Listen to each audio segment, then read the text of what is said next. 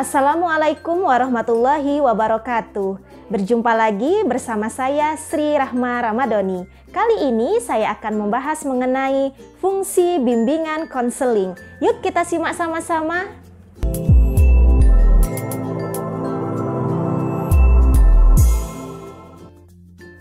Fungsi dan peranan bimbingan konseling. Fungsi bimbingan dan konseling.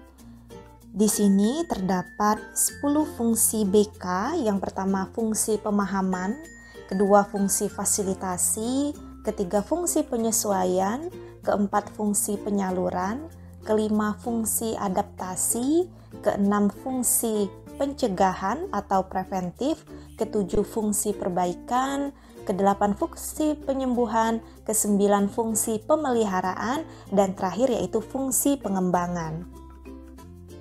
Fungsi BK yang pertama adalah fungsi pemahaman, yaitu membantu konseli agar memiliki pemahaman terhadap dirinya, yaitu potensinya dan lingkungannya, pendidikan, pekerjaan, dan norma agama. Berdasarkan pemahaman ini, konseli diharapkan mampu mengembangkan potensi dirinya secara optimal dan menyesuaikan dirinya dengan lingkungan secara dinamis dan konstruktif. Jadi yang dimaksud dengan fungsi pemahaman yaitu kita sebagai seorang konselor harus memahami diri klien, baik itu identitas diri klien maupun latar belakang klien. Kedua, kita harus memahami masalah klien. Jadi, pelayanan BK tanpa adanya pemahaman terhadap masalah klien, maka penanganan itu tidak akan mungkin dilakukan. Jadi, kita harus mengetahui masalah klien itu sendiri. Dan ketiga, yaitu pemahaman tentang lingkungan yang lebih luas. Jadi, maksudnya kita harus mengetahui lingkungan sekolah apabila kliennya siswa, lingkungan kerja apabila kliennya karyawan atau pekerja, dan lingkungan-lingkungan lainnya yang dimana klien hidup bermasyarakat, bisa di rumah ataupun di masyarakat sekitar.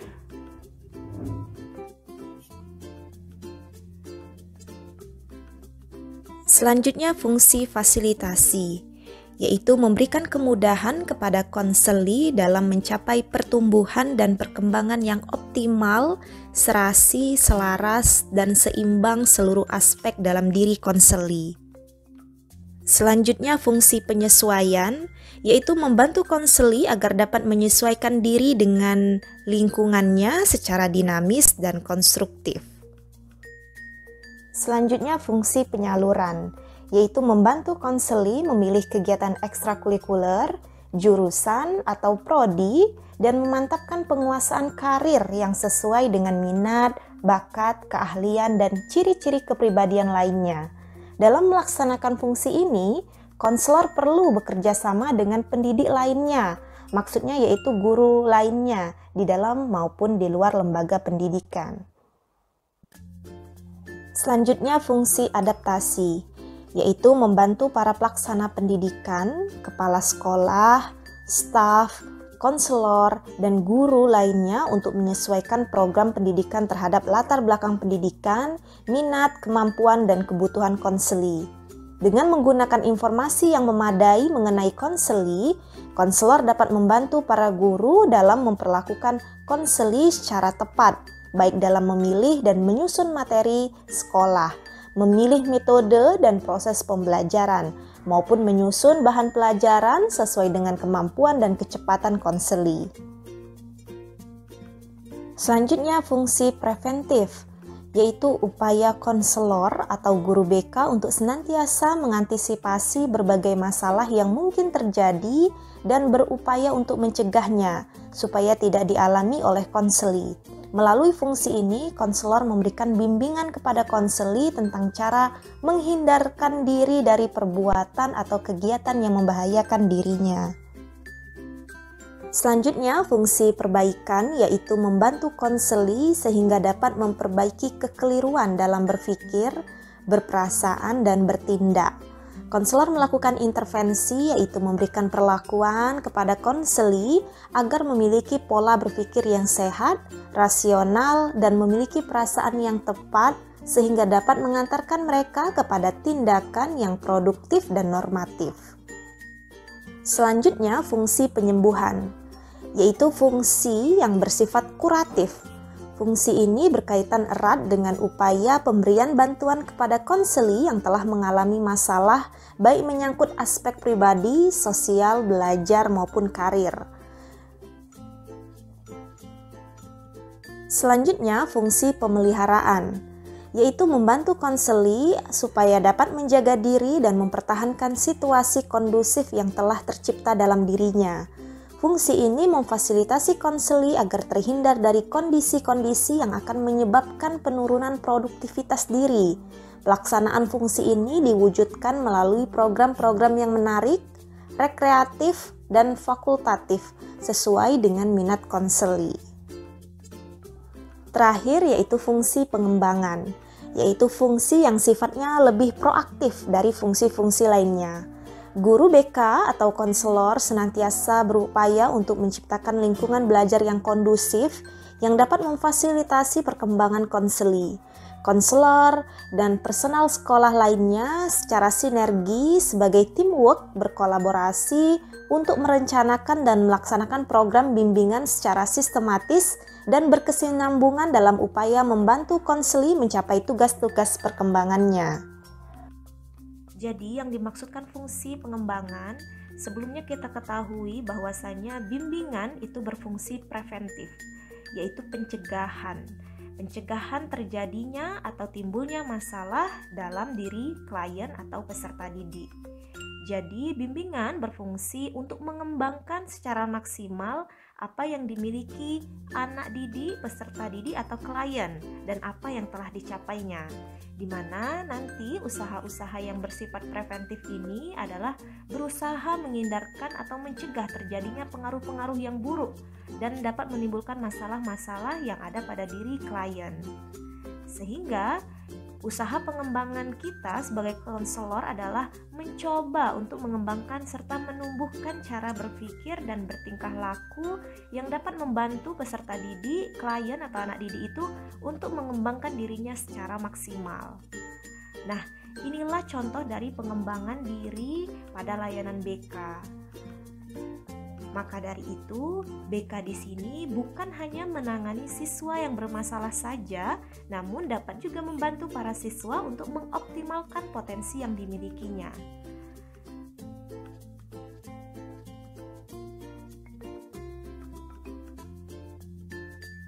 Lebih dari itu juga, pengembangan diri secara optimal diharapkan dapat mengantarkan siswa, klien, peserta didik atau anak didik untuk menuju kesuksesan dirinya, baik itu sukses di dunia maupun sukses di akhirat, mau bahagia di dunia maupun bahagia di akhirat. Oke, selanjutnya peranan bimbingan dan konseling. Caesar dan Stone tahun 80 menyatakan bahwa peran telah didefinisikan sebagai harapan dan arahan untuk menjadi perilaku yang berhubungan dengan posisi. Sedangkan fungsi biasanya didefinisikan sebagai kegiatan yang ditugaskan untuk berperan.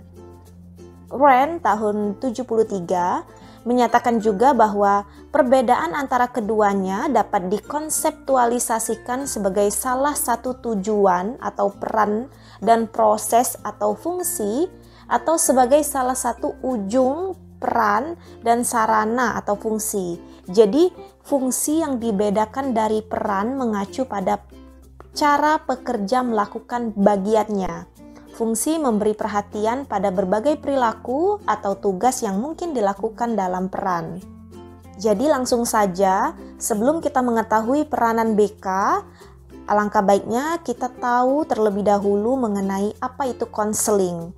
Konseling adalah proses membantu yang dilaksanakan oleh personil terlatih dan kredensial yang melibatkan berbagai strategi dan aktivitas yang membantu siswa dalam mengeksplorasi masalah akademik, karir, pribadi, sosial yang dapat menghambat perkembangan atau kemajuan akademis menurut ASCA tahun 2005. Jadi, konseling itu bukan hanya pemberian bantuan kepada masalah konseli saja, namun bisa juga untuk membantu perkembangan konseli dalam karir, pribadinya, atau sosialnya, sehingga konseli tersebut dapat tumbuh dengan baik.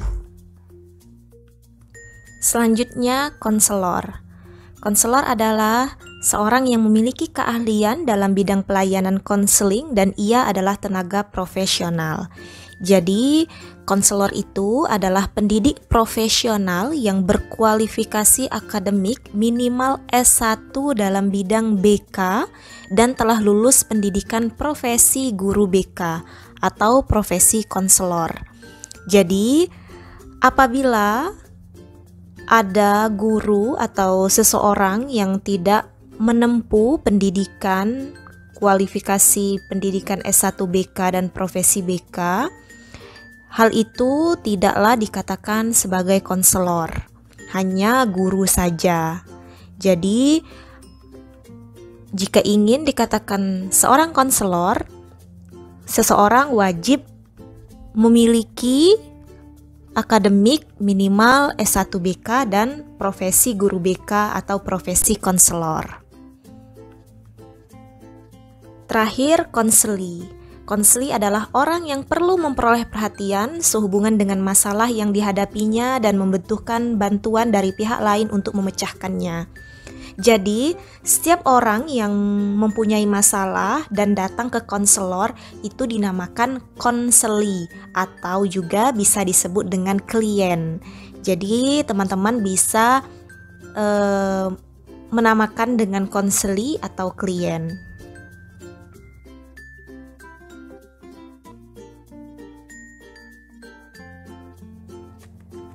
Selanjutnya, peranan konselor. Caesar dan Stone tahun 80 menyatakan bahwa tingkah laku konselor yang sesuai dengan peranan ditentukan oleh faktor dari dalam diri maupun luar diri. Jadi faktor-faktor luar yang menentukan peranan konselor yaitu administrator, staf pengajar, siswa, orang tua, kelompok profesional seperti psikolog, dokter, psikiater, dan teman sejawat konselor itu sendiri. Jadi konselor dapat berkolaborasi ya kepada faktor-faktor luar ini. Kemudian sedangkan faktor internal yang menentukan konselor pertama yaitu sikap-sikap. Jadi sikap yang harus dimiliki konselor contohnya sikap empati kepada klien, nilai-nilai kehidupan konselor itu sendiri. Lalu adanya pengalaman hidup, pengalaman dalam memberikan konseling. Dan terakhir yaitu latihan profesional. Jadi konselor harus mengikuti latihan-latihan profesional contohnya seperti seminar, workshop, atau mengambil profesi konseling itu sendiri untuk menunjang pengetahuan-pengetahuan mengenai konseling.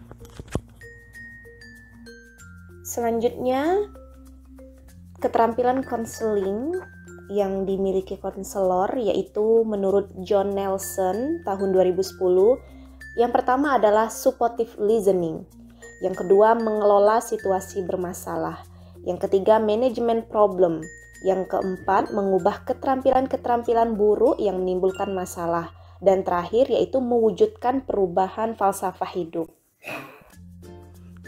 Oke, maksudnya yang pertama yaitu supportive listening, memberi klien perasaan dapat dipahami, ya. Jadi pencapaian di sini konselor itu harus terampil untuk mendengarkan atau menyimak klien, menunjukkan kepada mereka bahwasanya mereka itu telah didengarkan secara akurat.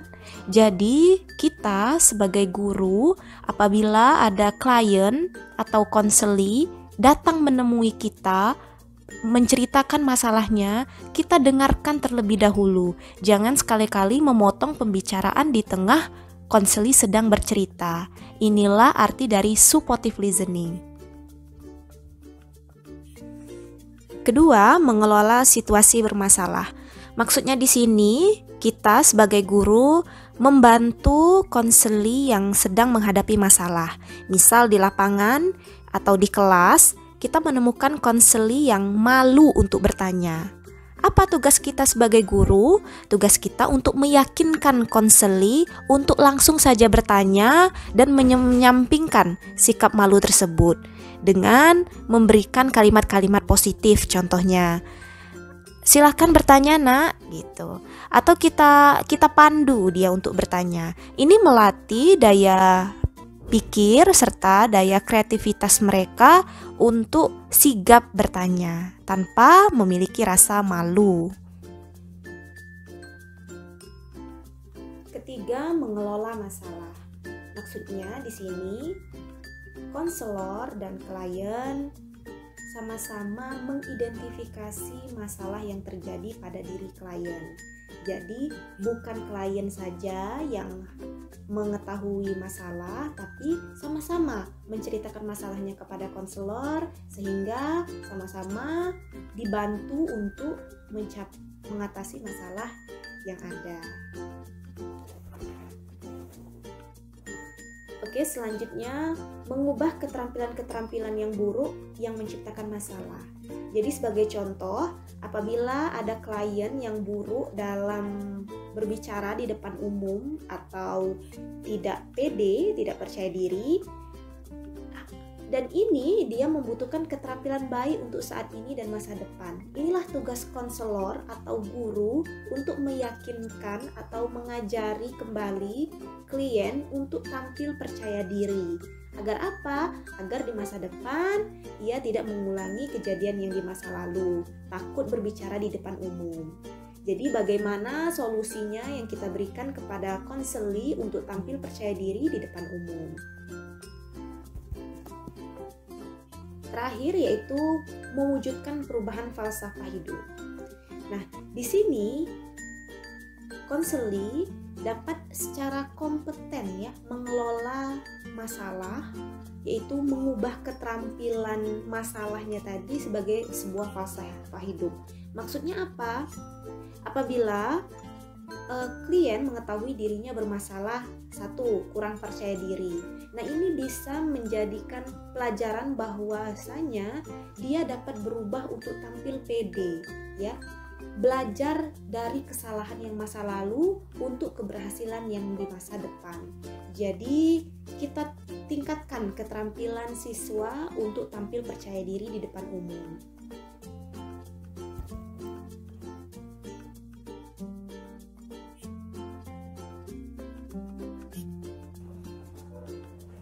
Terima kasih yang sudah menonton, semoga bermanfaat bagi kita semua. Jangan lupa berbagi. Saya akhiri. Wassalamualaikum warahmatullahi wabarakatuh.